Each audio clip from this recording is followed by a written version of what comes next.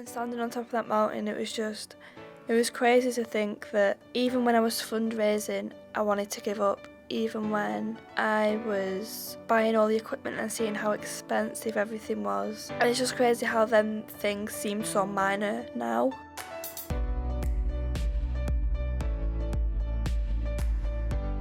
I climbed Kilimanjaro on the 31st of August 2016. We landed in Kilimanjaro International Airport at about midnight in their time. When I woke up the next morning, it was almost kind of surreal. Outside I could see palm trees and the swimming pool, and the sun was beaming down. It was so hot, and I just remember feeling like this is it. There was a group that had just climbed Kilimanjaro before us. They'd just come back down, so we all went and had a chat with them because obviously we wanted to know what to expect. But in a way I was kind of terrified after speaking to them, because they said it's going to be really hard. It's really hard physically. It's going to be a strain on your legs. It's going to be miserable. In some points you're not even going to want to carry on. I was really worried that I wouldn't make it up, because there was one girl that didn't make it up and I didn't want to be that person. So I spoke to my mum and she said, "You've come all this way to give up. You can't give up before you even start. Even though they had a bad experience doesn't mean you will." So that kind of just pushed me to keep on and think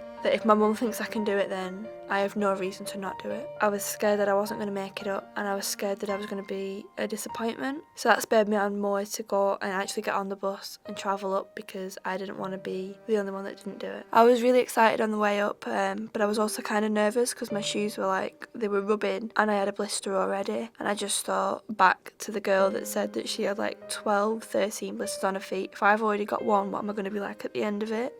On the third day of the climb, we woke up at 6:30 a.m. and I made sure all my bags were packed and ready. And then we went downstairs and joined everyone. I couldn't wait to get started, but at the same time, I was scared that I wasn't going to make it up. That if it only took that long to get to the campsite, then everything else would be a breeze.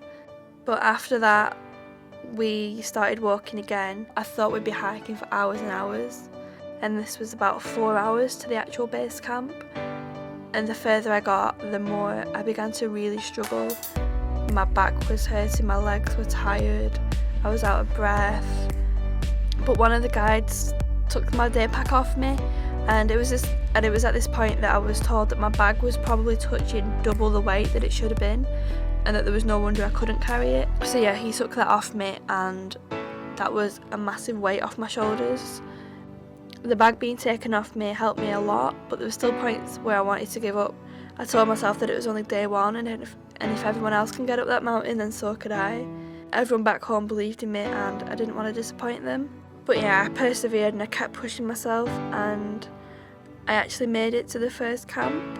So on the 6th day of my trip, which would have been the 4th day of the climb, we had to climb the Barranco wall, which is over 800 feet high. And looking at it from my base camp, it literally just looks like a flat surface that you have to climb up the side of it, and it is absolutely terrifying to see. So already I was really scared and I was dreading it and I was panicked. You didn't have no support, there was nothing attached to you, so if you fell, you literally fell. So it was really, really hard. It was terrifying. I was scared, I was panicking, I was crying. I even asked to go back down. I said, "Look, I can't do it, can you take me back down?" And the guide and all my teammates and the guides were like, "No, you need to do it, you can do it." I had a couple of teammates pushing me up, and one of my friends, Danielle, even said, "Imagine you go home and tell your parents that you just climbed up this massive wall when you're terrified of heights. How would they feel?" I said, "They'd be proud." She went, "Exactly, do you want your parents to feel that?" I said, "Yeah." She goes, "Well, carry on then." And in a way I had that in the back of my mind the rest of the climb up. I just kept pushing myself, and I actually really surprised myself. I actually made it to the top and I couldn't believe it. Thinking back, I am really glad that I did decide to climb Mount Kilimanjaro. It's changed me a lot as a person in ways that I never thought it would. I've gained a lot of confidence. If I got put in a difficult situation, I used to just leave and not deal with it. Climbing Mount Kilimanjaro has given me confidence, has helped me to see that what I thought were big problems aren't as bad as it seems, and that I can do anything if I put my mind to it.